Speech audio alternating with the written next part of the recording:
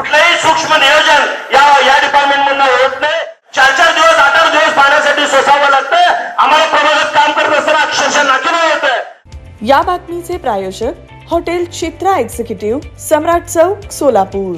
विशेष सांगायचं म्हणजे त्या ठिकाणी आज सोलापूर शहरामध्ये सगळ्या भागामध्ये पाण्याची परिस्थिती आढळायची असताना त्याच पद्धतीने आमच्या प्रभागात पूर्ण भवानीपेठ भागामध्ये डोरगल्ली, दायगतवाड, डोंगरे वस्ती, इंदिरा वसाहत या सगळ्या भागामध्ये 8 दिवसाखाली तिथं काळं कुट्ट पाणी आलेलं होतं. मी माननीय आयुक्त उमाशे साहेबांना त्या ठिकाणी त्या लगेच व्हॉट्सअपवर त्यांचा हे पाठवून दिला, फोटो वगैरे पाठवून दिला आणि माहिती दिलं. त्यानंतर त्या कामासाठी मला 3-3, 4-4 दिवस लागतात. आणि सगळ्यात महत्वाचं सांगायचं म्हणजे आम्हाला किती रोज त्या नागरिकांचं घ्यावं लागतं. या अतिशय महत्वाचा गंभीर विषय आहे.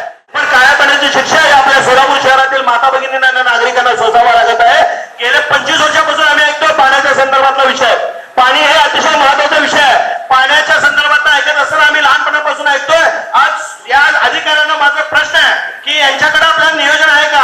सोलापूर शहरामध्ये कुठल्या भागामध्ये कुठल्या इंचीचे पाण्याचे लाईन आहे त्यांच्याकडे मॅप आहे का? हे अतिशय महत्वाचा विषय आहे. साहेब, तुम्ही सार्वजनिक आरोग्य अभियंता म्हणून त्यांना माझा प्रश्न आहे. यांच्याकडे पूर्ण टोटली पूर्वीपासून घालण्यात आलेलं वॉटर लाईनचे सगळे 4 इंची राहू दे, 6 इंची राहू दे, 8 इंची राहू दे, 3-3 फुटाचे राहू दे, त्यांच्याकडे मॅप आहे का? त्यांना थोडा संबंधित अधिकाऱ्यांना उत्तर द्यायला सांगतो. जवळपास सगळ्या ठिकाणी सर्वे करून जो 90 ते 95% ठिकाणचे पाईपलाईनचे नकाशे आपल्याला उपलब्ध आहेत.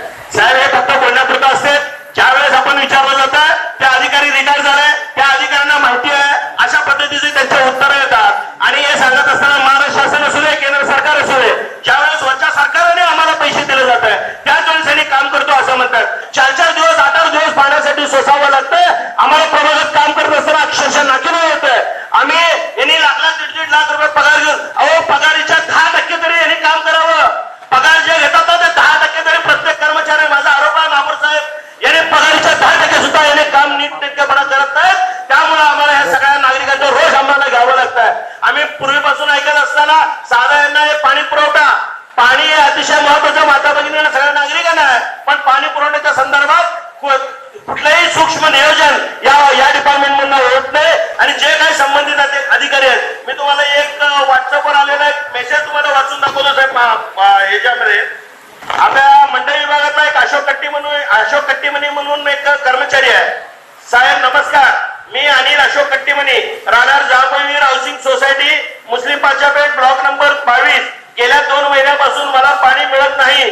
मी वर्षाला नेहमीप्रमाणे टॅक्स भरतो, तरी सुद्धा मला पाणी मिळत नाही.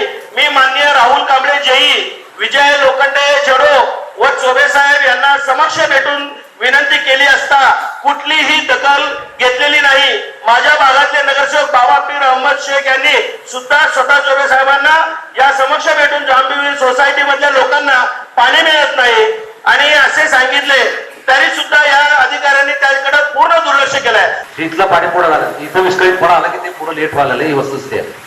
किमया ग्रुप घेऊन येत आहे जुळे सोलापुरात आपल्या स्वप्नांना प्रत्यक्षात साकारणारा 168 2 BHK आणि 3 BHK लक्झुरियस फ्लॅट्सचा भव्य प्रकल्प.